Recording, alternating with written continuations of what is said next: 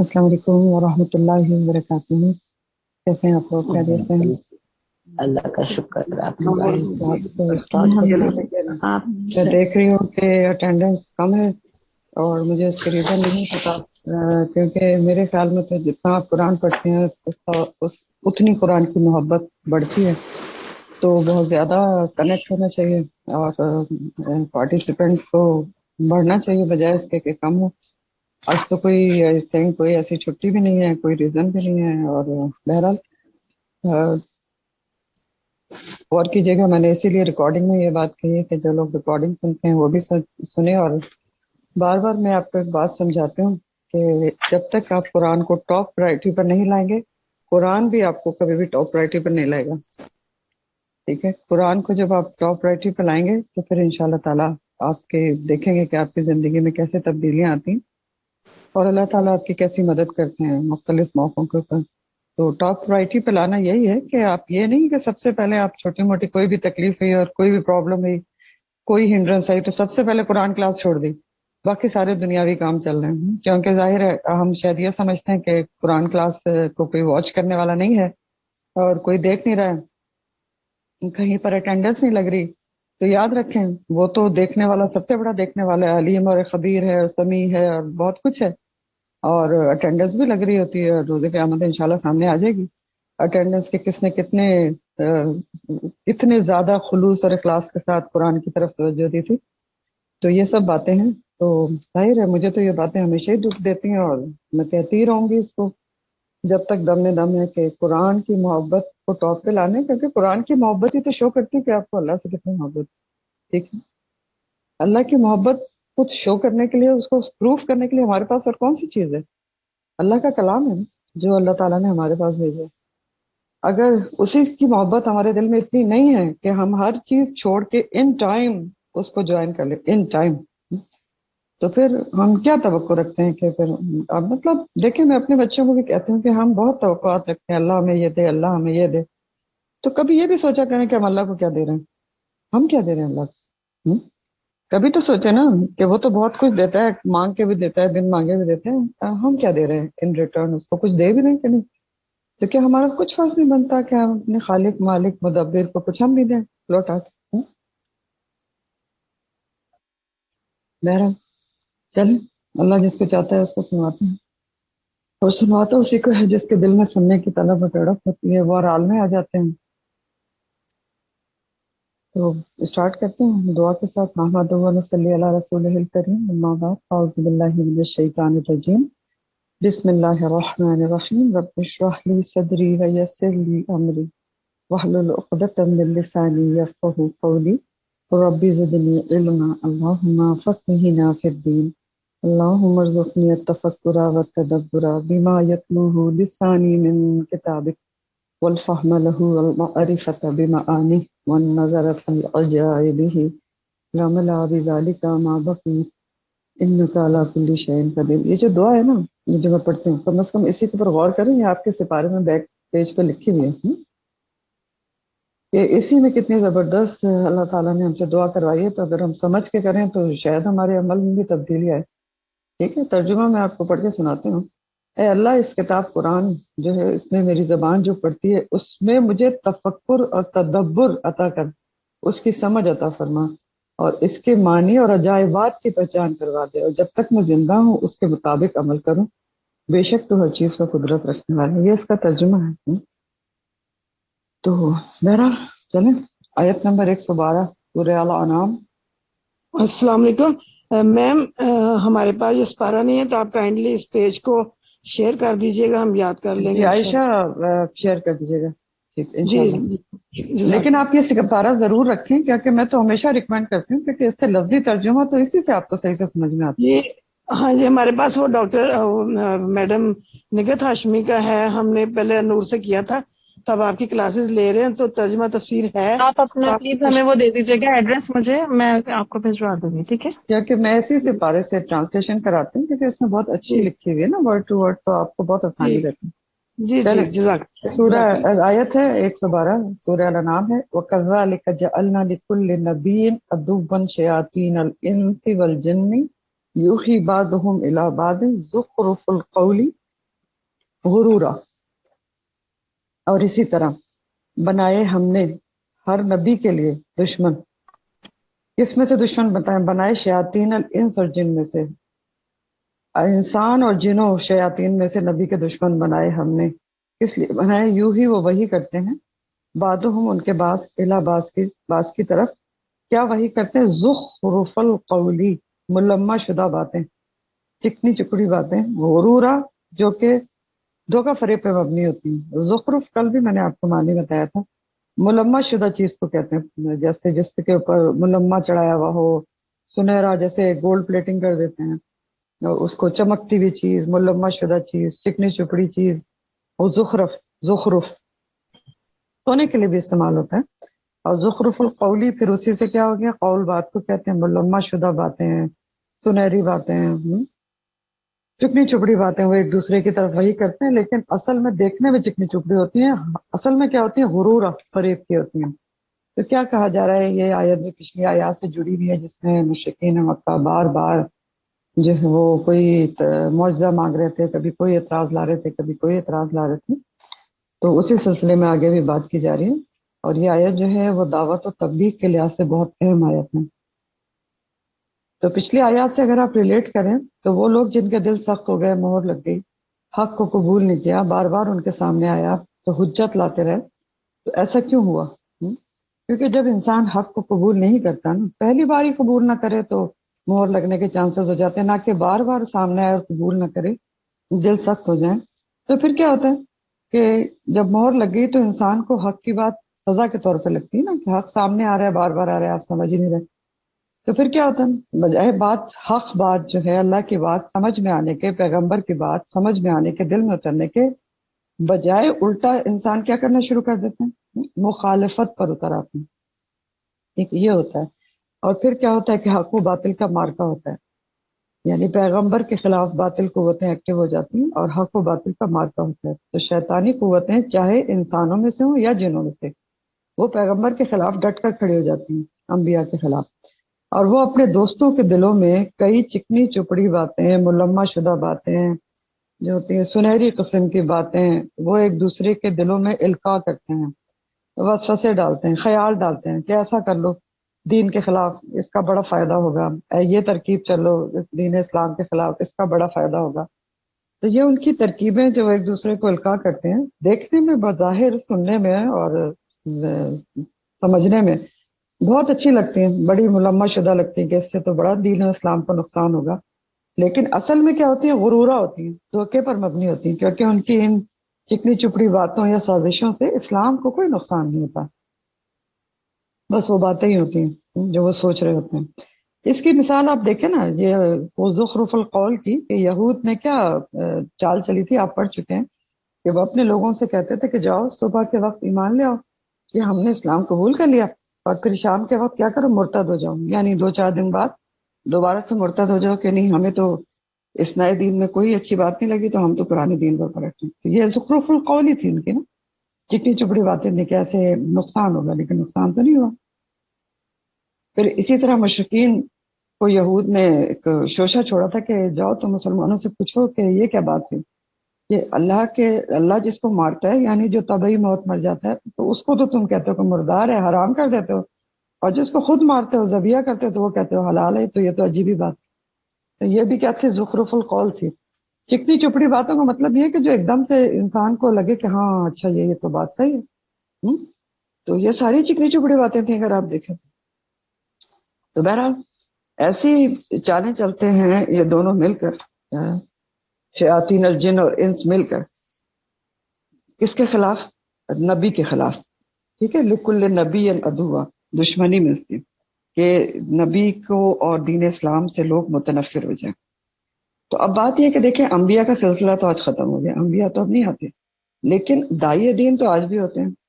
تو داعی دین کوئی بھی جب یہ کام کرے گا، اللہ کی طرف لوگوں کو بلائے گا، تو اس کے ساتھ بھی ہو سکتا ہے کہ اس کے خلاف بھی یہ زخرف القولی چلی جائیں گی، باتیں کی جائیں گی، تدابیر چلی جائیں گی. اور کذالک اللہ تعالیٰ کہہ رہے ہیں ہم نے بنائے ہیں ہر نبی کے لیے عدوان. تو یہ کیسے بات ہوئی کہ اللہ تعالیٰ کہہ رہے ہیں ہم نے بنائے ہیں ہر نبی کے لیے دشمن شیاطین الجن اور انس میں سے؟ تو اس کا کیا مطلب ہے؟ اس کا یہ مطلب ہے کہ دیکھیں نبی کے لیے انسان اور جنوں میں سے دشمن اللہ تعالیٰ جو بناتے نہیں ہیں، وہ ایسا کرتے ہیں کہ جو دین کا جن کے دلوں میں دین کے خلاف بغض ہوتا ہے، ان کو اللہ تعالیٰ آزمائش کے طور پر چھوٹ دے دیتے ہیں، آزمائش کے طور پر چھوٹ دے دیتے ہیں کہ وہ نبی کے خلاف چالے چلیں۔ اور ایسا کیوں کرتے ہیں اللہ تعالیٰ؟ تاکہ نبی کی آزمائش ہو جائے، کہ کون جو ہے، یا داعی دین کی، دونوں کی آپ ذہن میں رکھیں، نبی کی یا داعی دین کی، جو بھی دعویٰ کا کام کرتا ہے، تو اللہ تعالیٰ چھوٹ دے دیتے ہیں۔ جالنا جو کہہ رہے ہیں نا، جالنا اللہ تعالیٰ فرمانے نا کذالک جالنا، تو اللہ تعالیٰ اصل میں یہ معنی ہے اس کا کہ اللہ تعالیٰ نبی کی یا داعی دین کی آزمائش کے لیے شیاطین الجن انس کو چھوٹ دے دیتے ہیں، چھٹی دے دیتے ہیں کہ وہ ان کے خلاف چالیں چلیں، زخرف القول کریں، تاکہ داعی دین کی آزمائش ہو جائے۔ ٹھیک ہو گیا؟ تو آزمائش ہو جاتی ہے کہ کون مخالفتوں کے باوجود دین کی راہ پر جمع رہتا ہے، اور کون گھبرا کر دین کی راہ چھوڑ دیتا ہے، دعویٰ کا کام چھوڑ دیتا ہے۔ اور اسی لیے اللہ تعالیٰ آگے کیا کہہ رہے ہیں کہ ولو شاء اللہ، اگر ولو شاء ربک، اگر چاہتا تیرا رب، ما فعلوہ، تو وہ نہیں کر سکتے تھے اس کو۔ ہاں، اگر رب چاہتا تو ان کی مجال نہیں تھی کہ وہ نبی کے خلاف یا داعی دین کے خلاف چالیں چل سکتے۔ تو رب نے کیوں چاہا کہ آزمائش ہو جائے؟ ٹھیک ہے، آزمائش تو ہوتی ہے دین کے راستے میں، تو فذرہم، تو بس چھوڑ دو ان کو، وما یفترون، اور جو کچھ بھی وہ گڑتے ہیں۔ اب نبی کریم صلی اللہ علیہ وسلم سے خطاب ہے اور تسلی بھی ہے آپ کو، یہ چھوڑ دیں ان کو، آپ ان کی پرواہ نہ کریں، جو بھی یہ باتیں کر رہے ہیں، چکنی چپڑی باتیں کر رہے ہیں، کبھی کچھ کہتے ہیں، کبھی کچھ کہتے ہیں، کبھی کہتے ہیں اساطیر الاولین ہیں، کبھی اس طرح کے شوشے چھوڑتے ہیں جو دیکھنے میں لوگوں کو اٹریکٹیو لگتے ہیں۔ زخرف القول کی کیا مطلب ہے؟ اٹریکٹیو باتیں لگتی ہیں۔ تو آپ ان کی پرواہ نہ کریں، جو بھی یہ گڑھ ہے یفترون کر رہے ہیں، اللہ تعالیٰ ان کو دیکھ لے گا۔ اور یاد رکھیں کہ ایسا مارکا تو ہر نبی کے ساتھ پیش آیا ہے۔ کذالکا یہاں پر اس لیے آیا ہے، کذالکا یعنی اسی طرح، یعنی جس طرح آپ کے خلاف چالیں چلی جا رہی ہیں اور دشمن بنے ہوئے ہیں شیاطین جن اور انس میں سے، اسی طرح ہر نبی کے ہم نے دشمن بنائے ہیں آزمائش کے لیے۔ کذالک کا مطلب یہ ہے، ٹھیک ہو گیا؟ تو آپ پرواہ نہ کریں، ان کی چھوڑ دیں، اور ان کو پھر اللہ تعالیٰ ان کو خود دیکھ لے گا۔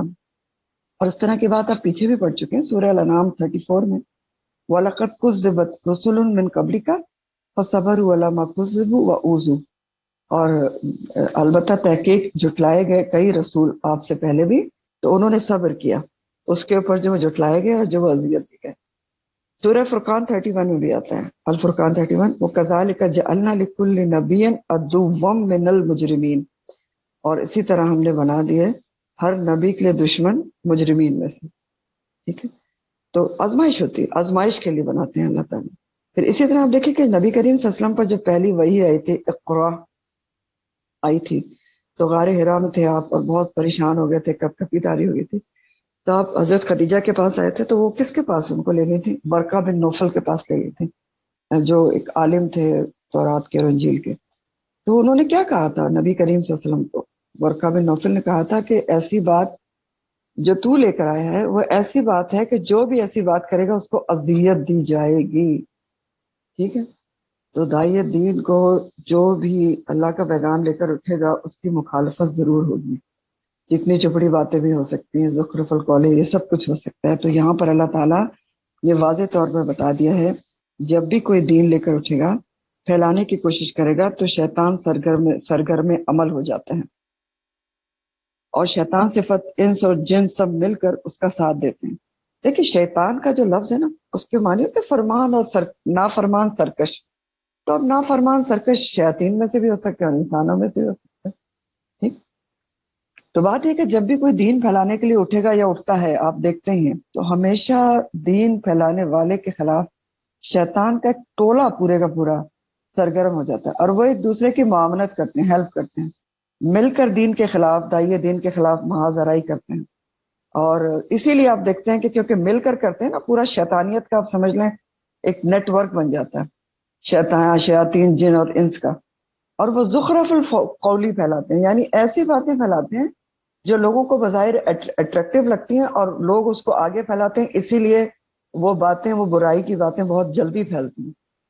فار ایگزامپل دیکھیں، جیسے بہت بڑے بڑے اسکالرس کو لوگوں نے کہہ دیا کہ جی وہ یہود کے پلانٹڈ ہیں، اور لوگوں کو کہہ دیتے ہیں کہ نہیں فلاں کے پاس جاؤ تمہارا مسلک خراب ہو جائے گا، وہ تو فلاں مسلک سے پڑھایا جاتا ہے، اور تمہارا عقیدہ بگڑ جائے گا. تو یہ سب زخرف القولی کی ہی مثالیں ہیں.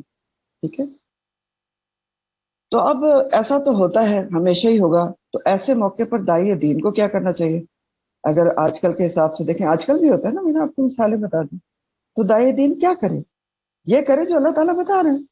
یہی بتا رہے ہیں نا اللہ تعالیٰ کہ فذرہم، چھوڑ دو ان کو، ما یفترون، ہاں چھوڑ دیں ان کو، جو بھی وہ پروپیگنڈے کر رہے ہیں اس کی پرواہ نہ کریں، سنیں ہی نہیں. آپ اپنا کام جاری رکھیں نیک نیتی کے ساتھ، دل بھی چھوٹا نہ کریں کہ ہاں مجھے یہ کہہ دیا اور مجھے یہ کہہ دیا. کہتے رہیں، آپ جس کے لیے کام کریں اس کے لیے کرتے رہیں، دین کی دعوت دیتے رہیں، اللہ آپ کی مدد کرے گا. تو شیاطین، جو اصل میں بات آپ کو یہ سمجھ لیں کہ جو شیاطین جن ہوتے ہیں نا، وہ تو اعوذ باللہ من الشیطان الرجیم پڑھنے سے بھاگ جاتے ہیں. لیکن زیادہ خطرناک جو ہوتے ہیں وہ انسانوں میں جو شیاطین صفت لوگ ہوتے ہیں نا، وہ زیادہ خطرناک ہوتے ہیں. جو شیطان کے شکندے میں پھنسے ہوئے ہوتے ہیں، ان کو بھگانے میں زیادہ مشکل پیش آتی ہے. کیونکہ جو شیطان کے شکنجے میں آئے ہوئے انسان ہوتے ہیں نا، وہ پتہ کیا کام کرتے ہیں کہ جب داعی دین پر ان کا داؤ نہیں چلتا، وہ مضبوط ہوتا ہے، جمع رہتا ہے، تو پھر وہ اس کے آس پاس کے لوگوں کے اوپر حملہ کرتے ہیں.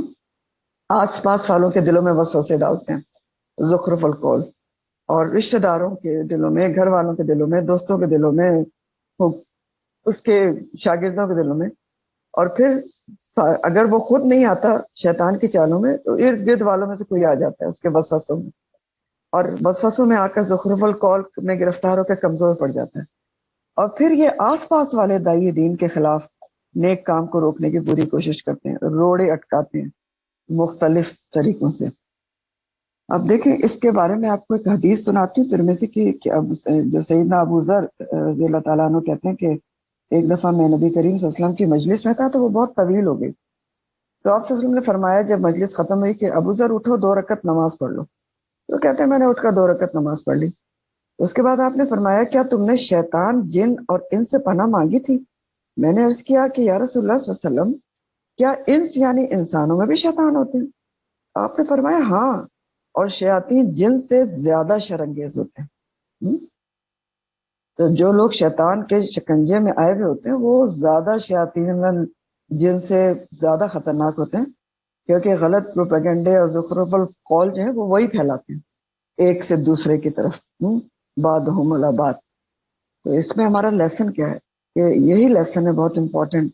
جیسے شروع میں نے آپ کو کہا تھا داعی دین کے لیے بہت اہم آیت ہے کہ جب بھی کوئی دین کی طرف آئے گا، دین پڑھانے کی، سمجھانے کی کوشش کرے گا، مخالفت ضرور ہوگی، ملمہ شدہ باتیں بھی ہوں گی، زخرف القول ہوں گے کہ فلاں کے پاس کیوں جاتے ہو، اور پتہ نہیں مسلک جیسے آپ کو بتایا یہ نہ ہو جائے. یہ مین پوائنٹ یہی ہوتا ہے روکنے کا، کہ تمہارا تو مسلک اور ہے، تو پڑھانے والے کا مسلک اور ہے. حالانکہ آپ کو میں نے کئی دفعہ بتایا، مجھے تو آج تک پتہ نہیں چلا کہ میرا مسلک کیا ہے. میں تو سیدھا قرآن پڑھاتا ہوں اور مجھے نہیں معلوم کہ مسلک کیا ہوتا ہے. ٹھیک ہے، جو قرآن کہتا ہے وہ سمجھا دیا جاتا ہے. تو اس طرح کی باتیں ضرور ہوں گی. اور بھی کچھ باتیں ہو سکتی ہیں کہ جانے کی کیا ضرورت ہے، نیٹ پہ سب موجود ہے، خود ہی پڑھ لو. تو روکنے کی کوشش کی جاتی ہے، اور روکنے والا ضروری نہیں کہ کوئی آپ کا کوئی دشمن ہوتا، نہیں. آپ کے پاس والے لوگ ہو سکتے ہیں، آپ کے رشتے دار، آپ کے گھر والے، آپ کے دوست، کچھ بھی جو زخرف القول کا شکار ہو کر روک سکتے ہیں. تو دین پڑھنے پڑھانے والوں کے لیے یہ بات بہت اہم ہے سمجھنے اور یاد رکھنے والی ہے کہ یہ روکنے کی کوششیں تو ہوگی، مقابلہ ہوگا خیر و شر کا ہمیشہ، لیکن انحصار آپ کے اور میرے اپنے اوپر ہے کہ میں کتنی مضبوط ہوں اور آپ کتنے مضبوط ہیں. کمزور نہ پڑے اس کے مقابلے میں.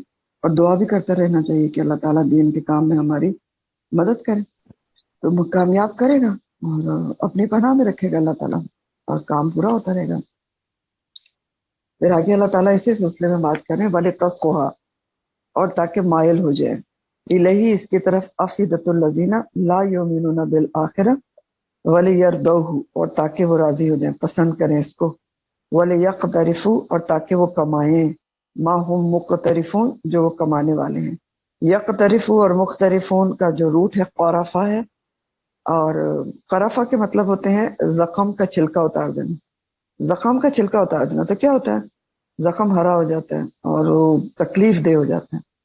لیکن اسی روٹ سے اقترفہ جو ہوتا ہے نا، اقترفہ باب فا، اس کے معنی ہوتے ہیں ناجائز طریقے سے کمائی کرنا، مذموم کام کرنا، اور یہ دونوں لفظ اسی سے ہیں، اقترفہ سے، ناجائز. دیکھیں کمائی کے لیے آپ نے اور بھی الفاظ پڑھے نا، کسبہ اور اقتصبہ. تو اقترفہ کے مطلب ہے ناجائز کمائی کرنا، مذموم کام کرنا، اس کے معنی ہے. تو اللہ تعالیٰ مزید وجوہات بتا رہے ہیں کہ ایسا یہ زخرف القولی اور اس طرح کی باتیں، چکنی چپڑی باتیں یہ شیاطین جن اور انس کیوں کرتے ہیں دائی دین کے خلاف ہیں. اس لیے کرتے ہیں، نمبر 1 3 ریزن سے اللہ تعالیٰ بتا رہے ہیں. نمبر 1 اس لیے کرتے ہیں ولی تصغوا، تاکہ مائل ہو جائیں اس کی طرف. کس کی طرف؟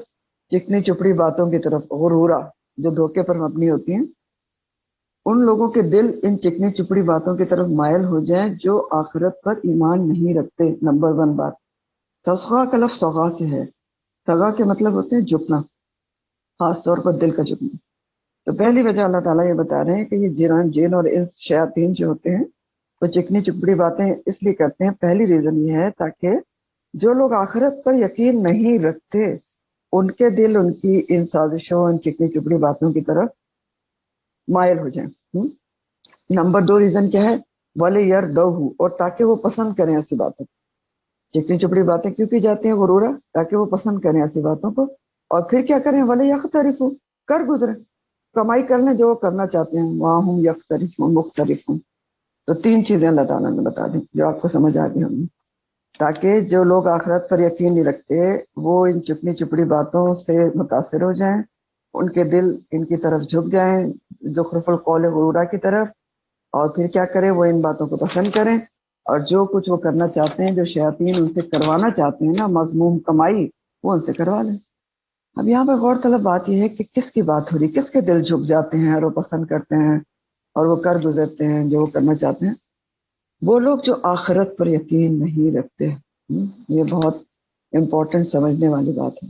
وہ ملمہ شدہ باتوں سے متاثر بھی ہو جاتے ہیں، ان کے دل بھی جھک جاتے ہیں، ٹھیک ہے، اور وہ ان کو پسند بھی کرتے ہیں اور کر گزرتے ہیں جو شیاطین کرانا چاہتے ہیں، جو آخرت پر یقین نہیں رکھتے. کیونکہ دیکھیں جو لوگ آخرت پر پختہ یقین رکھتے ہیں نا، ان پر تو شیطانی چالیں اثر انداز نہیں کرتی، اثر انداز نہیں ہوا کرتی. آپ نے قرآن میں اللہ تعالیٰ فرماتے ہیں ایک جگہ کہ جو متقی ہوتا ہے نا وہ شیطان کے وسوسے کو پہچان لیتا ہے اور اس کی بصیرت کی آنکھ کھل جاتی ہے. تو سمجھدار لوگ ایسی باتوں کی طرف نہ جھکتے نہ مائل ہوتے ہیں. اس کے برعکس جن لوگوں کا عقیدہ آخرت کمزور ہوتا ہے، ایمان کمزور ہوتا ہے، وہ شیطانی چالوں کا شکار ہو جاتے ہیں فوراً. پھر اچھا اس بات کو میں ایک اور طریقے سے آپ کو سمجھاتی ہوں، عام طریقے سے. دیکھیں جب بھی کوئی شخص پوری سچائی سے دین کی طرف بلاتا ہے، داعی دین ہوتے ہیں، تو جو لوگ آخرت کا یقین رکھتے ہیں، حق کی تلاش میں ہوتے ہیں، اس تلاش میں ہوتے ہیں کہ کوئی ہمیں بتائے کہ اللہ تعالیٰ کس بات سے راضی ہوتا ہے اور کس بات سے ناراض ہوتا ہے، تو وہ فوراً اس کی طرف متوجہ ہو جاتے ہیں، داعی دین کی طرف، ٹھیک ہے، اور لبیک کہہ دیتے ہیں داعی دین کو. لیکن جو لوگ آخرت پر پختہ یقین نہیں رکھتے، جن کو یہ یقین ہی نہیں ہے اللہ کے سامنے کھڑا ہونا ہے، جن کو حق پر چلنا مشکل لگ رہا ہوتا ہے کہ اگر میں نے پڑھ لیا حق کو، سمجھ لیا، تو مجھے اپنا طرز زندگی بدلنا پڑے گا، مجھے اپنی بہت ساری چیزوں کو چھوڑنا پڑے گا، سوچ بدلنی پڑے گی، طریقے بدلنے پڑیں گے. تو وہ کیا کرتے ہیں؟ وہ زخرف القول جو دھوکہ فریب کی چکنی چپڑی باتیں ہوتی ہیں اس کی طرف فوراً متوجہ ہو جاتے ہیں، مائل ہو جاتے ہیں. ہاں ہاں صحیح کہہ رہی ہو، یہ نہ ہو کہ ہمارا جو عقیدہ ہے، ہمارے جو خاندان کا عقیدہ ہے، ہم تو فلاں مسلک پہ ہیں، وہی بگڑ جائے. تو وہ فوراً مائل ہو جاتے ہیں اور چھوڑ دیتے ہیں سب کہ چلو جان چھوٹی، نہ دین پڑھو نہ عمل کرنا پڑے گا. تو یہ ایک آسان طریقہ ہے جو آپ کو سمجھ میں آ جائے گی بات. پھر اللہ تعالیٰ آگے فرماتے افغیر اللہ، کیا بھلا سوائے اللہ کے، اب تغی میں تلاش کروں، حکمن کوئی فیصلہ کرنے والا، حاکم، جبکہ وہ الذی اللہ تعالیٰ وہ ذات ہے، انزلہ جس نے نازل کی ہے، الیکم تمہاری طرف کتاب، مفصلہ تفصیل سے کھول کھول کر. مفصلہ اسم مفعول ہے، فصلہ یفصل تفصیل سے.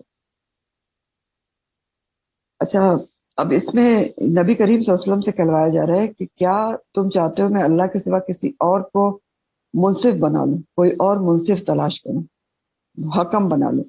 ایک بات یاد رکھیں کہ ایک حکم ہوتا ہے، حاکم جس سے ہوتا ہے، اور ایک قاضی ہوتا ہے. اس میں فرق ہوتا ہے. جو قاضی ہوتا ہے نا وہ ضروری نہیں کہ حق کے ساتھ فیصلہ کرے، وہ ناحق بھی فیصلے کر سکتے ہیں، کیونکہ وہ تو ایویڈنسز کے اوپر فیصلہ کرتا ہے، کبھی ایویڈنسز خلاف بھی جاتے ہیں. لیکن جو حاکم ہوتا ہے نا، حکم، وہ کبھی بھی حق کے خلاف فیصلہ نہیں کر سکتا. وہ حق کے ساتھ فیصلہ کرتا ہے اور اس کو امپلیمنٹ بھی کرواتا ہے. ٹھیک. تو اس آیت کا ایک پس منظر ہے، بیک گراؤنڈ ہے جو آپ کو بتاتی ہوں. وہ یہ ہے کہ مشرکین مکہ نے نبی کریم صلی اللہ علیہ وسلم سے کہا تھا کہ اہل کتاب میں سے ہم کسی کو، یہود و نصارہ میں سے کسی کو ہم اپنے درمیان ثالث بنا لیتے ہیں، حکم بنا لیتے ہیں، کہ وہ ہمارے درمیان فیصلہ کرے، آپ کے اور ہمارے درمیان، مشرکین اور نبی کریم صلی اللہ علیہ وسلم کے درمیان، کہ کس کا دین سچا ہے. کیونکہ وہ اہل کتاب بھی ہیں، اہل علم ہیں، تو وہ فیصلہ کر دیں گے ہمارے درمیان کہ کون حق پر ہے، یا کوئی صلح سمجھوتے کی راہ نکال دیں گے.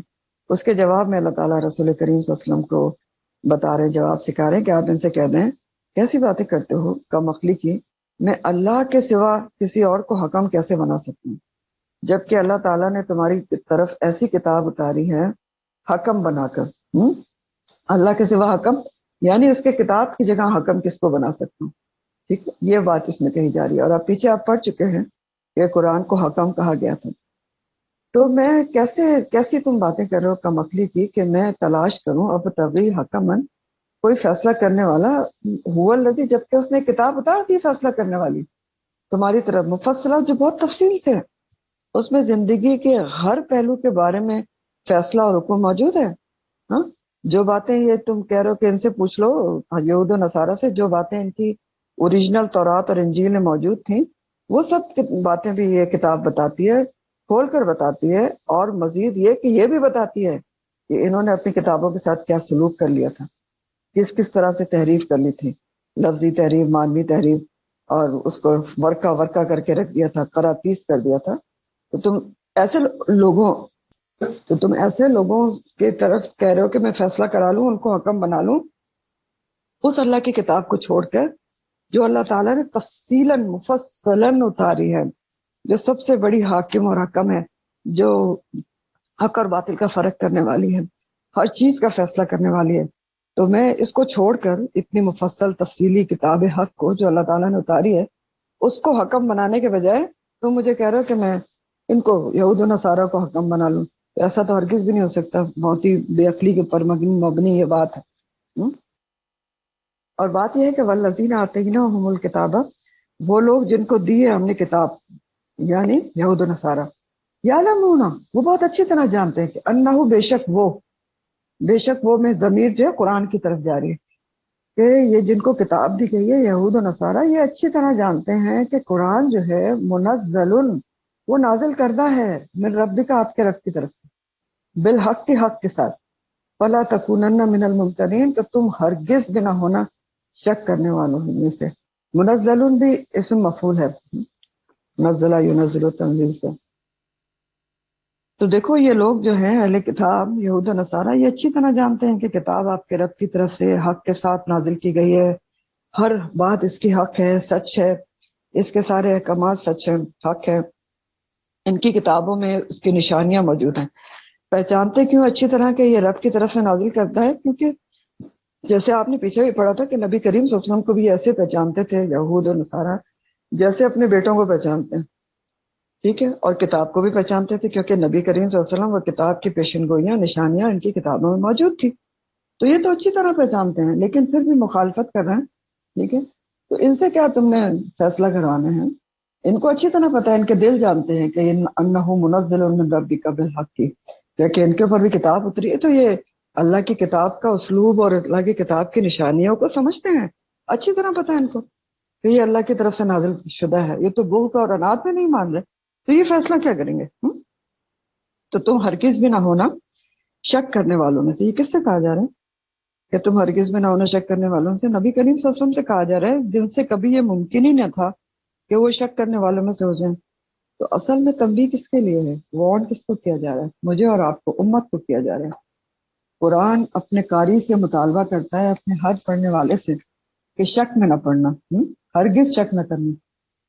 لوگ ایسی کوشش کر سکتے ہیں کہ تمہیں شک میں ڈالیں، لیکن تم نے جمے رہنا. شروع میں اللہ تعالیٰ نے بتا دیا تھا، ذالک الکتاب لا ریب فیہ، کتاب پڑھنے جا رہے ہو، یاد رکھو کہ یہ ایسی کتاب ہے جس میں شک کی کوئی گنجائش ہی نہیں ہے.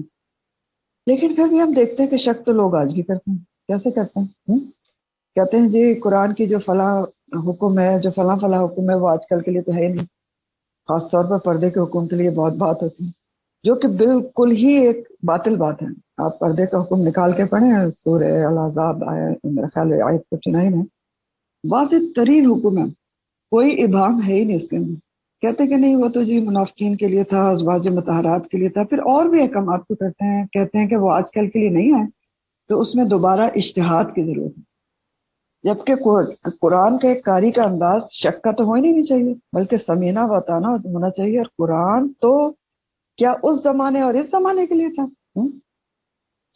قرآن تو رہتی دنیا کے لیے, اور اس کا ہر حکم ہر زمانے کے لیے. تو اگر آج کوئی یہ کہتا ہے کہ یہ حکم آج کل کے لیے نہیں تھا, فلاں کے لیے تھا, تو اس کا مطلب ہے وہ قرآن کو ایک خاص زمانے کے لیے سمجھتا ہے, ٹھیک, اپنے لیے سمجھتا ہی نہیں کہ وہ ہر زمانے کے لیے اتارا گیا. تو یہ ساری شک کی ہی باتیں ہوتی ہیں. جو بھی اس قسم کی باتیں کریں تو سمجھ لیں کہ وہ ممترین میں سے ہے. تو اگر آپ اس آیت کو پچھلی آیت سے ریلیٹ کریں تو داعی دین کے خلاف پروپیگنڈے ہو رہے ہوتے ہیں. اب کیا ہوتا ہے, ایک طرف داعی دین ہوتا ہے, دوسری طرف غلط پروپیگنڈے کرنے والے لوگ ہوتے ہیں, زخرف القول غرورا کر رہے ہوتے ہیں. تو اب جو تھرڈ پرسن ہے وہ کیسے ریزلٹ نکالے, کیسے نتیجہ نکالے کہ داعی صحیح ہے یا جو لوگ غلط زخرف القول کر رہے ہیں وہ صحیح ہے؟ کیسے نکالے ریزلٹ, کیا کرے, کچھ سمجھ آ رہی ہے؟ بتا تو رہے ہیں اللہ تعالیٰ کہ حکمن بنا لے. کس کو حکم بنا لے؟ وَهُوَ الَّذِي أَنزَلَ إِلَيْكُمُ الْكِتَابَ مُفَصِّلًا, قرآن کو حکم بنائے جو فرقان ہے, اور دیکھے کہ جو داعی دین ہے وہ آپ کو کیا پڑھا رہا ہے. صرف قرآن سیدھا سیدھا پڑھا رہا ہے یا اپنے خیال زن و گمان پر باتیں کر رہا ہے؟ تو پھر وہ فیصلہ کر لے کہ جو قرآن پڑھانے والا سیدھا سیدھا قرآن پڑھا رہے ہیں وہ صحیح ہے, یا جو زن و گمان کے پر پروپیگنڈے کر رہے ہیں غلط قسم کے وہ صحیح ہیں. تو پتہ چل جائے گا, قرآن حکم بن کے فیصلہ کر دے گا آپ کا کہ کون صحیح ہے. یہی یہاں سے سکھایا جا رہا ہے. پھر اللہ تعالیٰ فرماتے وتمت, یہ عائشہ کائنڈلی مائکس کا خیال رکھیں. پھر اللہ تعالیٰ فرماتے وتمت کلمۃ ربک صدقا وعدلا, اور پوری ہو گئی, اتمام ہو گیا, تمام ہو گئی بات تیرے رب کی, صدقاً سچائی والی اور انصاف والی. تو پوری ہو گئی بات تیرے رب کی. کلمۃ ربک سے مراد یہاں قرآن ہی ہے.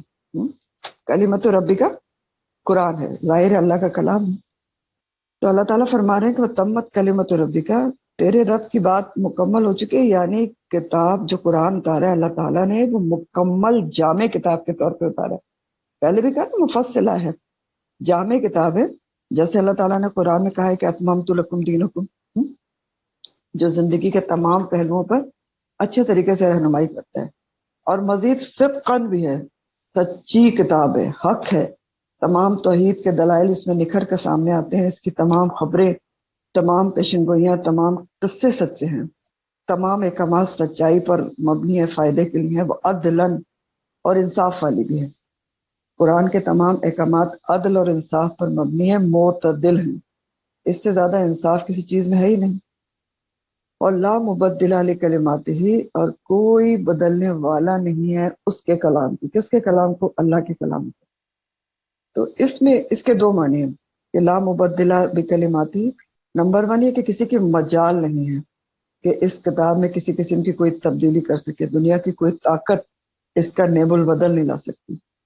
اور دوسرا معنی یہ کہ اللہ کے احکامات کو کوئی بدلنے والا نہیں ہے. اللہ تعالیٰ کے فرامین کو دنیا میں بھی کوئی بدل نہیں سکتا, اور روز آخرت بھی اس کے احکامات کو کوئی بدلنے والا نہیں. لا مبدل لکلماتہ.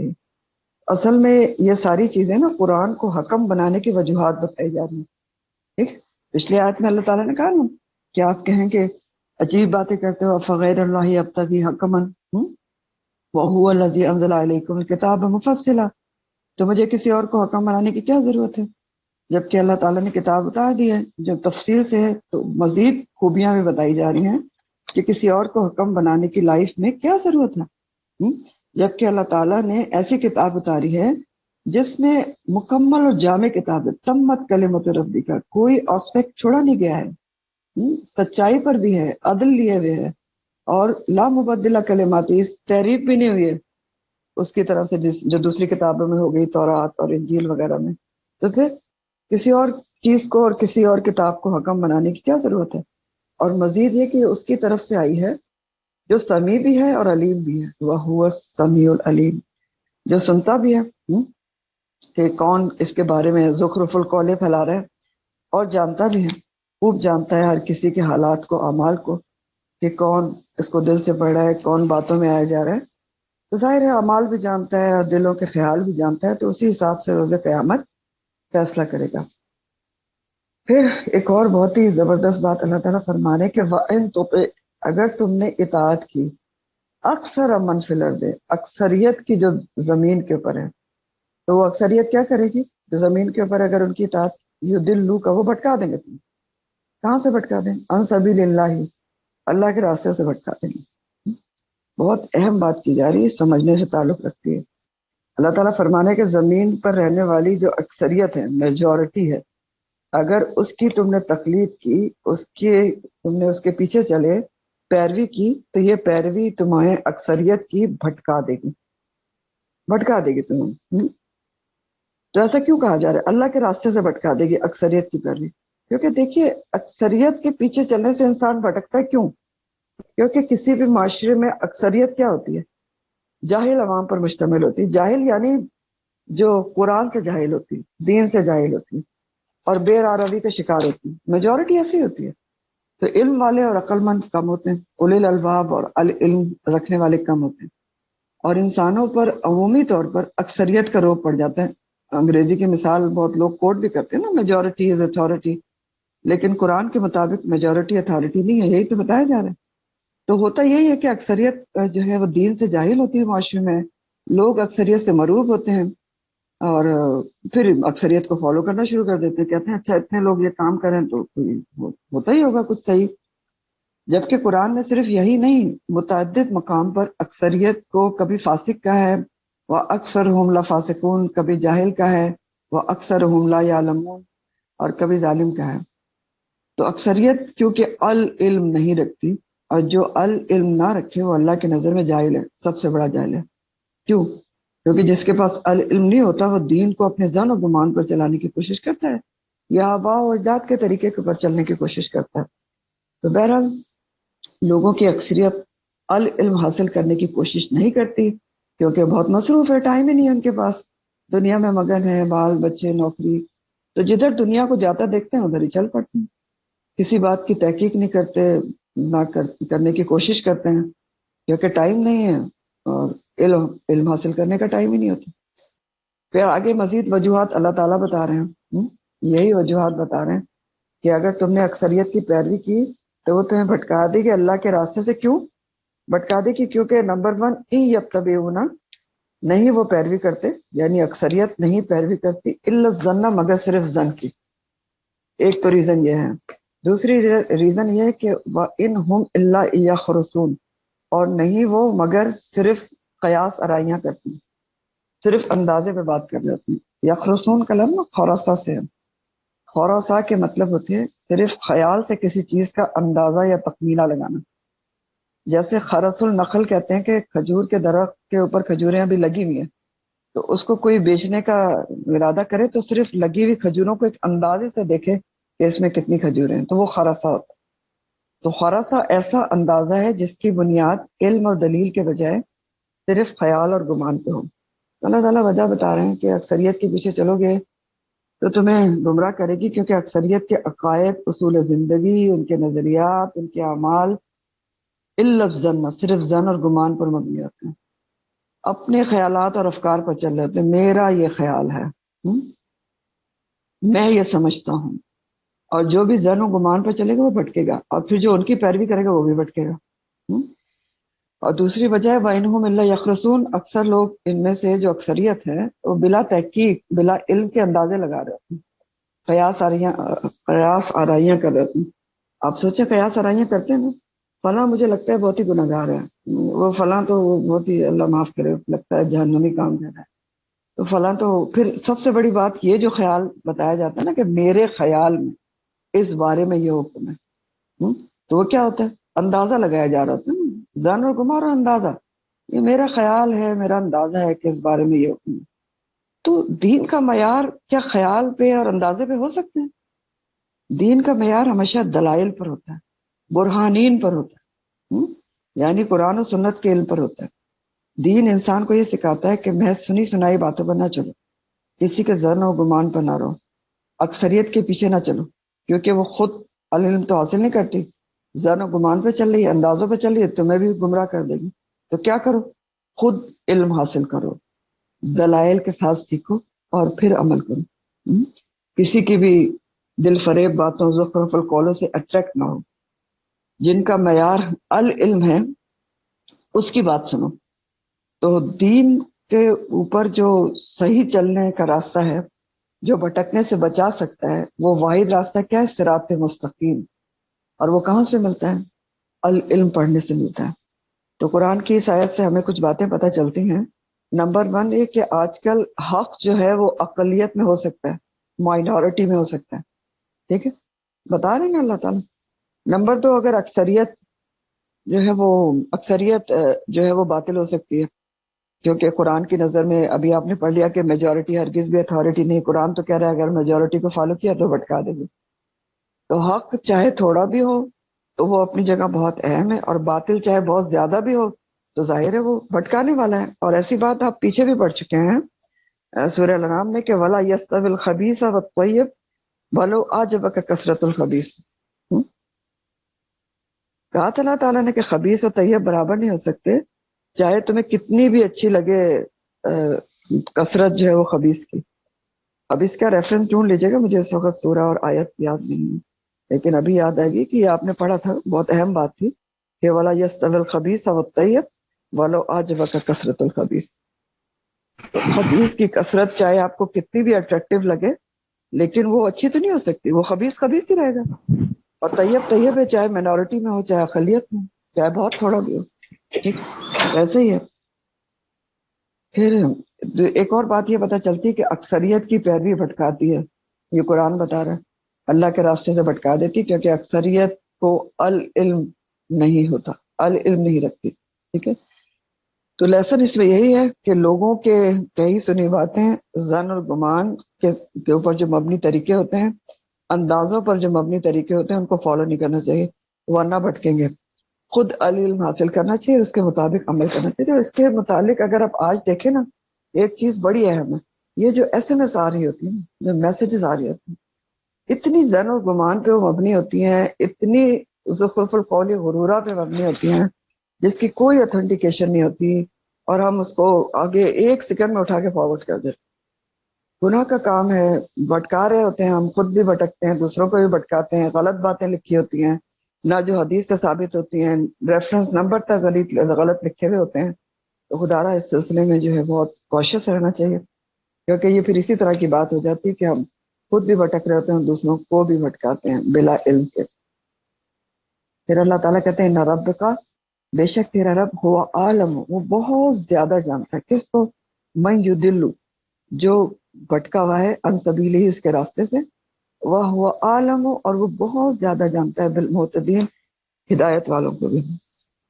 تو رب اچھی طرح جانتا ہے کون اس کے راستے سے بھٹک گیا ہے، چکنی چپڑی باتوں میں آ کر دین کا راستہ چھوڑ دیا ہے، اور کس کے پاس ٹائم ہی نہیں ہے دین پڑھنے کا، بھٹکا رہنا ہی چاہتا ہے ان سبیل ہی. اور وہ خوب جانتا ہے ہدایت پانے والوں کو بالمہتدین، کہ جو مخالفت کے باوجود جمے رہتے ہیں اور ہدایت کے راستے کو ڈھونڈتے رہتے ہیں، متلاشی ہوتے ہیں، تلاش میں رہتے ہیں. تو اصل فیصلہ اس کے ہاتھ میں ہے، کیونکہ وہ بہت زیادہ جانتا ہے. عالم جو اسم تفضیل ہے کہ کون سیدھے راستے پر اور کون بھٹکا ہوا ہے. تو بات یہ ہے کہ پورے آیات کا جو لب لباب ہے وہ یہ ہے کہ جو آخرت پر پختہ یقین نہیں رکھتے نا، وہی اللہ کے راستے سے بھٹک جاتے ہیں، ہر سنی سنائی بات سے متاثر ہو جاتے ہیں. جو آخرت پر پختہ یقین رکھتے ہیں وہ قرآن پر یقین رکھتے ہیں، اور پھر اس صراط مستقیم پر قائم رہتے ہیں. تو آج یہیں تک رکھوں گی، کیونکہ جیسے پہلے آپ کو بتایا کہ طبیعت کافی ڈاؤن ہے. انشاءاللہ تعالیٰ اللہ تعالیٰ نے اتنی توفیق دے دی، اس کا بہت مہربانی ہے. وآخر دعوانا ان الحمدللہ رب العالمین. سبحانک اللہم وبحمدک، نشہد ان لا الہ الا انت، نستغفرک ونتوب الیک. سبحان ربک رب العزۃ عما یصفون وسلام علی المرسلین والحمدللہ رب العالمین. ربنا تقبل منا انک انت السمیع العلیم وتب علینا انک انت التواب الرحیم. آمین یا رب العالمین. السلام علیکم ورحمۃ اللہ وبرکاتہ.